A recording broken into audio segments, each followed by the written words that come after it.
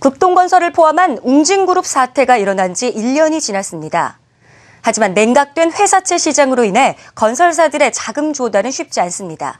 심지어 제2의 건설사 유동성 위기까지 제기되고 있는데요. 오늘은 건설사들의 자금난에 대해 심도 있게 짚어보겠습니다. 먼저 신용훈 기자입니다. 지난해 9월 웅진그룹은 자금난을 견디지 못하고 웅진홀딩스와 극동건설에 대한 법정 관리를 신청했습니다. 이어 올 4월에 STX건설도 그룹 유동성 위기에 밀려 법정 관리 행을 택했습니다. 건설사 유동성 위기의 주된 요인은 건설시장 침체로 영업실적이 저조한 데다 극동건설 부도 이후 신용등급 A급 건설업체조차 회사채 시장에서 외면받고 있기 때문입니다.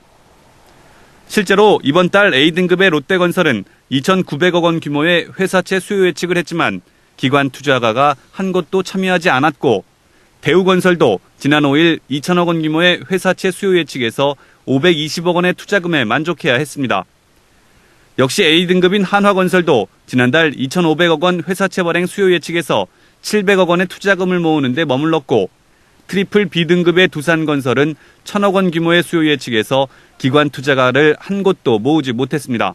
저희가 차입을 했던 금융기관을 통해서 신규로 돈을 더 차입하기란 쉽지 않은 상황이고 또 회사채 시장도 그 건설업에 대한 좀 불안 심리가 더 커지면서 최고 우량 건설 등급도 회사채를 통해서 조달을 하기가 쉽지 않은 상황입니다. 사정이 이렇자 자금 조달에 대한 건설사 인식도 악화되고 있습니다.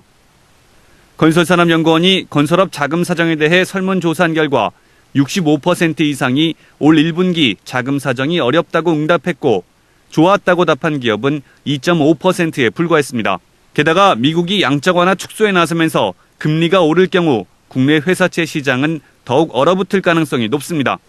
6월 달에 양적 완화 축소에 대한 그런 언급이 되면서 채권 시장이 급등했습니다. 금리가 한 100bp 정도 올라가게 됨에 따라서 채권으로 몰렸던 자금이 일시에 냉각되어 있는 상태고요.